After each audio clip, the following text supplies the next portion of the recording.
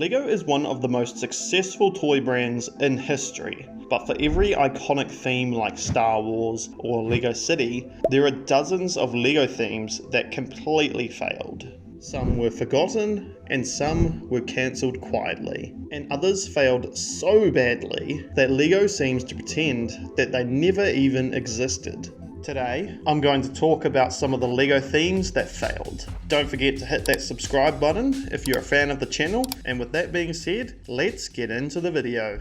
Galador is widely considered LEGO's biggest failure of all time. Released in 2002, Galador barely used LEGO bricks at all. Instead, it relied on large, pre-molded action figure parts, which just instantly alienated LEGO's core audience. LEGO tried to market Galador as a multimedia franchise, complete with a TV show like Ninjago.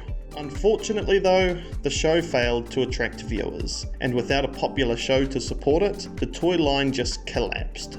Most stores were left with massive amounts of unsold stock, and the theme was discontinued after just 1 year. Today, Galador pieces are mostly remembered as strange parts that show up in random LEGO collections. It's basically a reminder of what happens when LEGO stops feeling like LEGO. LEGO Video was LEGO's attempt to combine physical toys with social media style content creation. The idea was simple enough. Kids could scan minifigures using an app and create music videos using augmented reality. It sounds like a good idea on paper, but the app was complicated, plus the sets were expensive and kinda seemed a little unclear on who the audience was meant to be. On top of that, parents were obviously concerned about privacy, as always, while kids also lost interest quickly. Video was cancelled in under a year, making it one of the shortest lived LEGO themes ever, and a clear warning about relying too heavily on apps. Some of the new molds that came out of the line were kinda cool though. Hidden Side mixed traditional LEGO building with augmented reality ghost hunting gameplay. The sets themselves were well designed, but the theme required a smartphone to fully function. Many parents disliked the idea of encouraging more screen time, and the app quickly became outdated. The theme also suffered from poor timing, launching shortly before the global pandemic, which disrupted marketing and retail stores. Despite a strong concept, Hidden Side vanished after only 2 years. I do kind of wish this one lasted a little longer though, because there were some great sets in that line.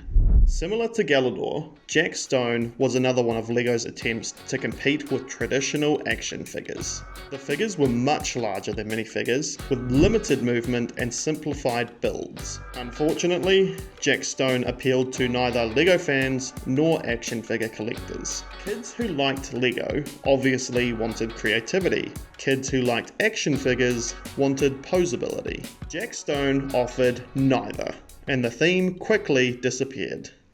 LEGO Scala was originally successful in 1979 and 1980 as a pendant, bracelet and ring making theme. However, when LEGO attempted to reboot Scala in the late 90s and early 2000s as a doll style theme, it sorta sold well, at the beginning at least, but rapidly failed to capture a modern audience as the years went on. The theme lacked strong marketing, plus competition was intense with Barbie, and LEGO struggled to define who Scala was actually for.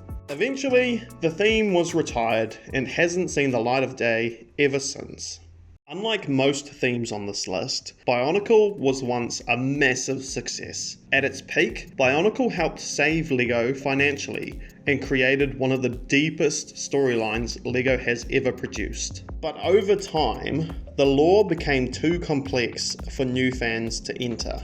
Sales slowly declined, and LEGO ended the theme in 2010. When LEGO rebooted Bionicle in 2015, expectations were extremely high for obvious reasons, but unfortunately, the reboot failed to meet the high expectations. Nostalgia alone wasn't enough, and Bionicle was cancelled again. Hero Factory replaced Bionicle with a simpler design concept. While it performed better than many of the other failed themes, it never built the same emotional connection, if you will, with fans. Over time, the interest faded and LEGO quietly ended the theme. Hero Factory wasn't a disaster by any means, but it was a reminder that replacing a beloved theme was never going to be easy. Based on the LEGO Movie and her own TV show, Unikitty was loud, colourful, and very niche. While younger audiences enjoyed it, many LEGO fans found the sets repetitive and limiting. Without broad appeal or long-time flexibility, the theme faded quickly after the show ended. Funny enough, an old Unikitty set from back in 2018 was recently found in a Kiwi shop. Just goes to show how badly this theme sold. When you look at LEGO's biggest failures, clear patterns emerge. LEGO themes usually fail when they abandon traditional brick-based creativity, they rely too heavily on apps or external media, they target an audience that clearly doesn't exist, or they misunderstand what LEGO fans actually want. LEGO succeeds when it focuses on imagination, flexibility, and timeless play, and fails when it forgets those fundamentals. LEGO has created some of the most beloved toy themes ever made, but it's also made mistakes, and each failed theme helps shape what LEGO is today. Which LEGO theme do you think deserves another chance? Or which one do you think should never return? Let me know in the comments, and if you enjoyed this video, then please consider subscribing for more LEGO content like this. And who knows, maybe I'll be updating this list sooner than expected. Stay awesome, bros.